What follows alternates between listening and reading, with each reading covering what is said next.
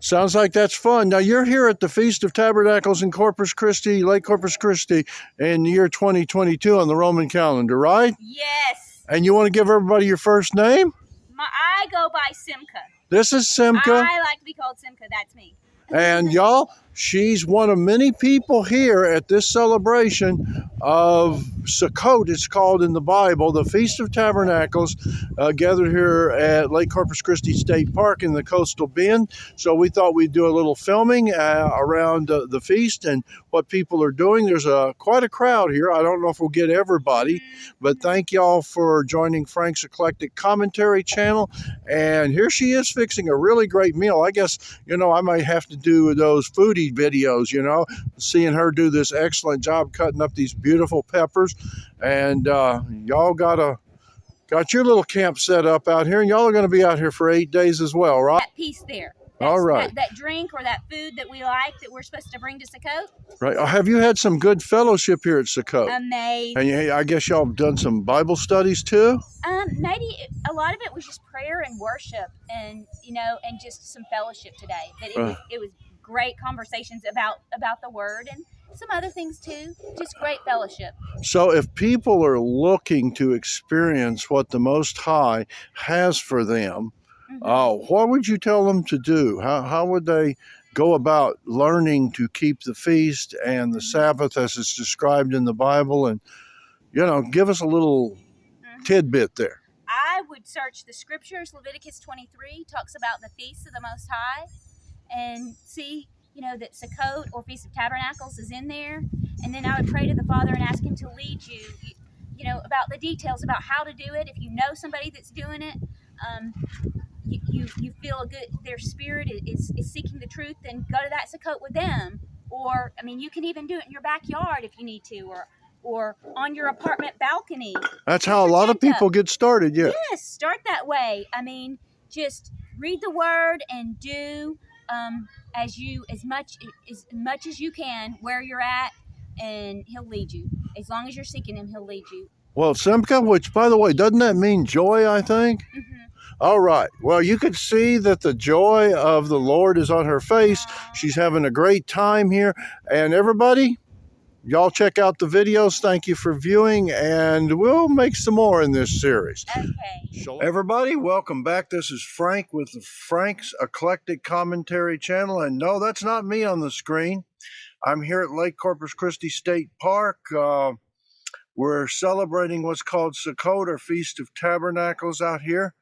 And also in places it's known as the Feast of the Nations. And I've got a gentleman with me that's been responsible for helping to put this on for a number of years here in the Coastal Bend area. His name's Brother Dwayne Barkell.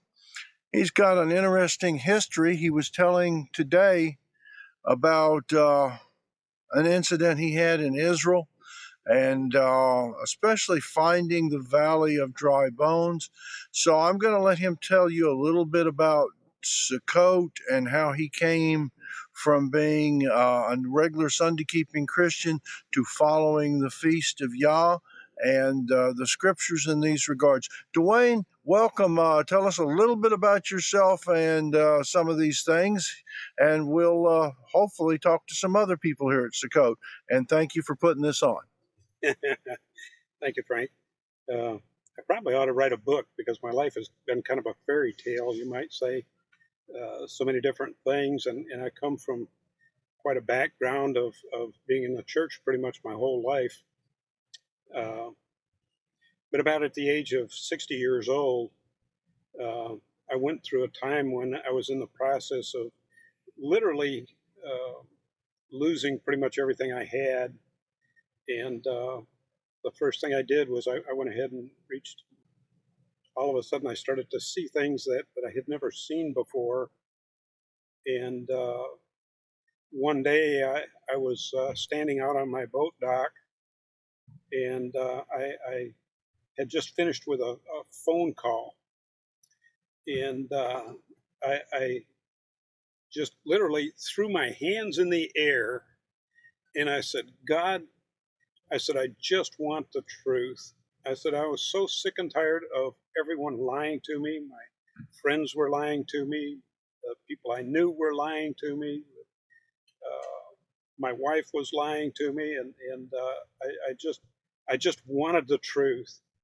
I ran into, I don't know if you could say run into, but that evening I saw a man that was dressed in ancient clothing, and I had never seen anything like him before. It was just a very strange situation because he was answering questions that I had asked my whole life, and things that I had asked pastors, numerous pastors. Well, why do we come to church on Sunday when the Bible really tells us that the seventh day, which is Saturday, is really the day of rest? That's the day that it's an appointed time when we're supposed to meet with God. And yet, my whole life, I was taught that we went to church on Sunday and we were good people, and we were good people. But Sunday is the first day of the week, and every time I would get an answer that they were taught that Sunday was the day of rest, and that was when you went to church. Well, did you ever, when you tried to ask a pastor about this, did you ever get a thoughtful answer, or did they just, sort of shoo you away like a fly, or did they get upset with you for asking, or they just didn't know? They give you the cookie cutter answer. Funny you would say cookie cutter answer, because I found that the cookie cutter answer was it was done away with at the cross. But then as I started to study a little more and started to find out about the book of Acts, which was written after, and most of it was written about the disciples after Jesus had left the earth. And in the book of Acts, the Sabbath day was mentioned 84 times. So something didn't quite make sense. It just didn't fit together. You mean the church pastors were doing something a little different than the apostles, I take it? Exactly. Well, what we have is typically the pastor will be taught from others who have been taught by others who have been taught by others. And this goes on from generation to generation to generation through time. And they said, well, it had been done away with so that they could get together, have a gathering where they weren't being chased by the Romans and by the Jews. So that's mentioned one time in the New Testament, but yet there was 84 times in the book of Acts where they gathered together on the Sabbath day, which in Hebrew is Shabbat. And Shabbat, Shavua, they all mean seven. Shabbaton, Shabbat, sabbatical, it's all seven. It all has to do with seven, the seventh day of the week, which is the last day of the week, not the first day of the week. So you were wondering why seven's here, and there's 7 candlesticks in the book of Revelations. There's 7 days to a week, and all these interesting things concerning that. And you didn't get an answer. So where'd you run into this wild guy dressed in ancient clothing? Were you in Haight-Ashbury Street? or what was it? And he seemed to have some explanations that all the learned men didn't seem to have. Tell us a little bit more about that. Like I was saying, it was a man that was dressed in ancient clothing. But the matter is that night I went into the house and I turned the TV on, and the channel that came up was Sky Angel. I usually didn't watch Sky Angel, but Sky Angel, of all things. You mean there's one of these fortunate accidents that it just came up on Sky Angel? came up on Sky Angel. And the person that was on there was Michael Rood. And I had never heard of this guy. I had never seen him before in my life. But yet he was answering all the questions about the scriptures that it put things in perspective. It put things into place. And all of a sudden I started to understand. And the only thing I could come back to was that particular day. I had just finished up a phone call. I had just happened to be standing out on my boat dock. I had just happened to throw my hands in the air and said, God, I just want the truth. I am so sick and tired of everyone lying to me. And then all of a sudden, and all I can say is, it's the truth. The truth for the first time in my life started to come. And so I went ahead and I started to watch for him then.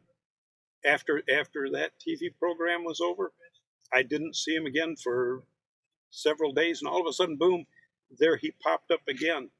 And I saw him 2-3 times after that. And my life became very, very interesting. Well, look, speaking of interesting, we're going to kind of condense this down. You spent some time in Israel, and you've had some interesting encounters. You had talked to a gentleman in Israel, and you were at the time there wondering where what's mentioned in the book of Ezekiel, the valley of dry bones. And you're going to speak more on this later on at Sukkot here at this Feast of Tabernacles. But for the audience that's going to see this when we get it edited, tell us a little bit about that experience so they can have a flavor of what happened to you in the land of Israel, and realizing that this valley of dry bones is not just a vision per se, but it has some fact in substance in history. Would you share with us that, please? And it happened over a period of about 2 or 3 years. While I was living in Israel and Jordan, I was going around to many different archaeological digs and looking in different places and continually learning more and more about the scriptures. I had a lot of time on my hands. That year I spent over there, I had left all my family, all my friends behind in the United States, and I really did not plan on moving back. And one evening, I guess, I was reading the book of Ezekiel, and it's kind of like I felt the need to print out Ezekiel chapters 36, 7, 8, and 9, and to use that to prophesy. All through Ezekiel, it says, Son of man, prophesy, do this, prophesy, do that. And so I said, well, I'm a son of man. So I'm thinking, God is speaking to me. And he's saying to print this out, carry it with you, and use it to prophesy in different places. So my apartment happened to be in Aqaba, Jordan, which is about 3 kilometers from Israel. And it was a lot less expensive to live there than to live in Israel. So naturally, I gravitated. I went out my front door of my apartment, and I started to read Ezekiel 36 and 37 and 38 and 39. And as I was doing that, I was turning in a circle, and I would start out facing Israel. And then as I turned around, I could look up the Arava and into Jordan. And then as I continued to turn around, I could look into Saudi Arabia and continue around, and I could see Egypt from where I lived, from my greenhouses and things like this, and supply foodstuffs in the end times. And I could live there, I could work there, I would have a job. My Social Security was quite small, but between the two, I could live real nicely over there. So anyway, I had met a person in Israel, from Shiloh, Israel. He was the mayor of Shiloh for a time, and he became a friend. And after I had read or started to prophesy, I went over to Israel, went up on a mountain over there, and prophesied from there, going around the four corners of the earth. Then I went back into Jordan again, and a couple weeks later, I called this friend of mine in Shiloh, Israel, and I said, David, I said, I'd like to come to talk to you. I'd like to come to see you. And he says, come on. He says, why don't you come in about 2 weeks, and we'll get together. And that's what we did. 2 weeks later, I rented a car. I drove up to Jerusalem, spent the night, and then I drove on from there to Shiloh, Israel. I said, well, I said, we want to come home, but you won't let us. Let me digress just a little bit here. David has a lot of good political clout in Israel. He was the mayor of Shiloh. He's written 4 or 5 books. He's on TV all the time over there. He was the founder of Shiloh Israel Children's Fund, and they minister to children and to households of people that have been under attack and attacked by the Palestinians over there. And he has a wonderful ministry of being able to help people. So I'm asking David for help, that maybe through political means he could help us come home.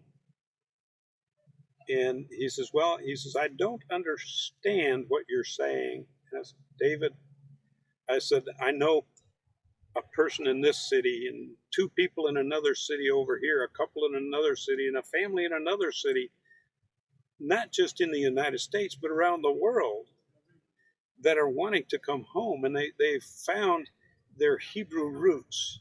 And I said, well, I said, how about this? I said, where's the valley of the dry bones? I said, I've been looking for the valley of the dry bones and can't seem to find it. He looked at me and he thought about it for a moment. He said, well, Dwayne, he says, I think it's a spiritual thing. It's a spiritual place, but I don't believe it's a real place. But you come to find out there is a real place. There is definitely And a without real place. revealing where it's at, what did you see in that real place? It's much, much, much larger than what I had ever imagined. I was looking for a valley, a small place, just maybe the ground littered with bones, according to Ezekiel 37. And since I had been prophesying Ezekiel 36, 7, 8, and 9, it was real fresh on my mind. So I'm looking for this, and I'm not finding it. It was 2 years after I came back that I came back to the United States. 2 years. And then I found the location of it. And it is huge. It is way, way, way bigger than what I had ever imagined. But it took reading Ezekiel 37 over. Do you really want to know where the Valley of the Dry Bones Well, is? that might be for another program since we're dealing with Sukkot. But you're saying that the Valley of the Dry Bones is not just Ezekiel's vision, but a real place as well. It is And it's in the Middle East. So, folks, that's a conversation that Brother Dwayne and I are going to have later on, because I see this is going to get to be quite long a video. But right now we want to talk a little bit about Feast of Tabernacles and Sukkot, because we're getting ready to do some other stuff here, and there's some loud noises in the background coming this way. You started getting people together. You got back to the United States. Finally, several years went by. You've been other places. I met you, about, I guess it's 6, 7 years ago now, up at another park near Kerrville, and you were staying up there with some people, and that's where we first met. But you put this on down here to help people out because there's not a lot of people. It's not like a lot of Christian churches that can have big church buildings and rent campgrounds and stuff. That a lot of people that are Hebrew roots or Messianic or Sacred Name or whatever label they want to wear, that want to keep the Most High's feast days along with the Sabbath and everything. And you've started doing this for the community in the Coastal Bend area. How's it been? What's this experience been like for you? We've been putting on the Feast of Tabernacles now for about 5 years. We saw the need for something like this down here because there are quite a few, I don't care if you want to call them Messianic believers or Hebrew rooters or Bible believers, whatever, How about just Israel? Israel, yes, Israel. Of whatever tribe, we all might not know quite yet, but you'd spoken about the tribes, and Yep. while the Benjamin and Judah and Levi are pretty much identifiable, we got some others that are not so easily identifiable. Well, you've run into these other people. They know they have an identity that's not Baptist, Assembly of God, Catholic, whatever the church denomination is. But like you, they seem to have been searching. And for them, whether it was you or somebody else, for you it was Michael Rood was brought to you in the time at your prayer, your request, you're seeking the Most High. And they've all seemed to find this too. And you're providing a place until the Most High sends back his Son to this earth to gather his people, that they can enjoy and practice to the best of their ability the feast. And so what do you do here? I mean, do you just sit around and barbecue and tell stories? Or what's this tabernacle thing? Help my audience to get a picture here, please. It is a feast. It is a feast. So it gives us an opportunity to not just sit around with each other and eat food for 8 days, but we also have times of teaching.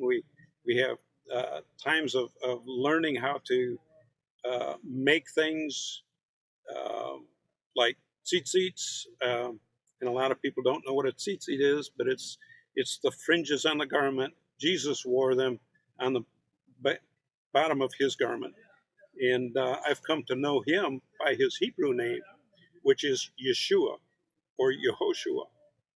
But the Bible Church calls him Jesus, Right. Which I don't have a problem with that if they want to call him Jesus.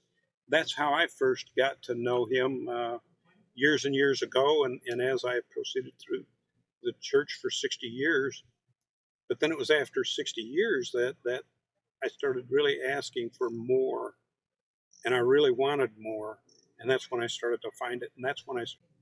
Well, I've found that in American Christianity, at least, you've had movements that wanted to get back to original Acts Christianity, and most of them fall short. Even the founders of the Church of Christ, that was their goal. Many other independent charismatic churches, I was in one, where that was their goal. But they all want the miracles, the signs, but they seem deadly scared of that Sabbath thing, and they really do seem to like their honey glazed hams, and so I guess they're a little shy about giving some of that stuff up, But yet, in most of those churches, they want the drunkard to give up his whiskey, but they don't want to give up their Jimmy Dean sausage biscuit. uh, and go all the way in. It's like, they stay in the end of the wading pool and they never swim in deep water. But so you're here teaching people, you have other people come in and teach, you have praise and worship music, you have a time of fellowship and encouraging people, We have a lot of fun. Yeah. What I found real interesting is that there are 8 set apart days, 8 holy days that's spoken of in the Bible, and you can track it all the way back to Leviticus 23, and they're all feast days, and it begins with the Sabbath day. Yeah, in fact, it doesn't call them Jewish feasts. It says the feast of the Lord in most translations. Exactly. And we know that Lord, when you look it up in the Hebrew, if people look up in their Bible, it's the Tetragrammaton, Yod He Vav He, usually pronounced Yahweh by some people and Yehovah by others. Yes, yes. The spring equinox.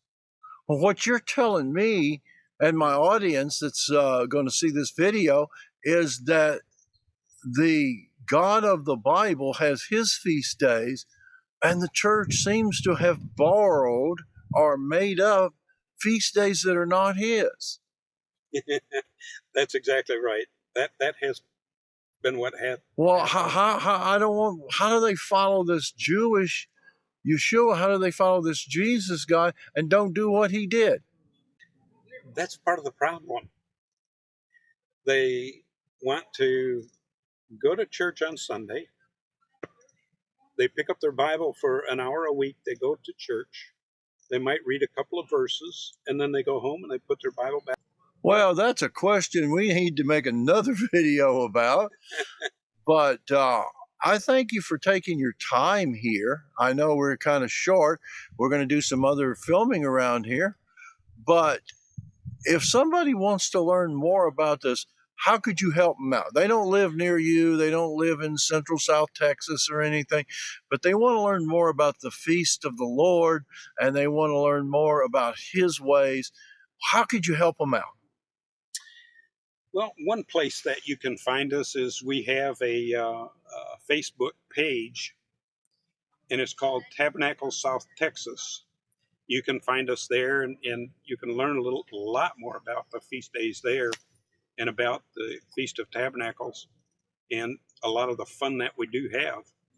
All right, folks. And there are other ministries out there that can help you out, like Rico Cortez, and like you already mentioned, Michael Rood, and there's others. So there's something happening that most people don't understand in the church. There's an end-time prophecy that most of the church doesn't know, is that there's a regathering of his people, his remnant, that identify as Israel. And this is one of the biggest signs of the soon coming of the Messiah. Speaking of the coming Messiah, it says in the Word that he's going to come at the sound of the last trump.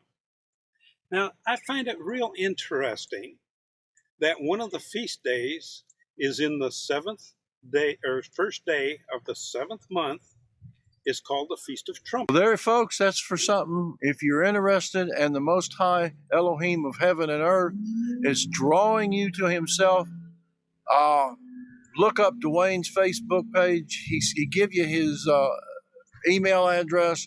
We thank him for sitting down here with us, and may Yah bless you and keep you, and we look forward to seeing y'all again. So please check out Frank's Eclectic Commentary channel, and thank you, Brother Dwayne.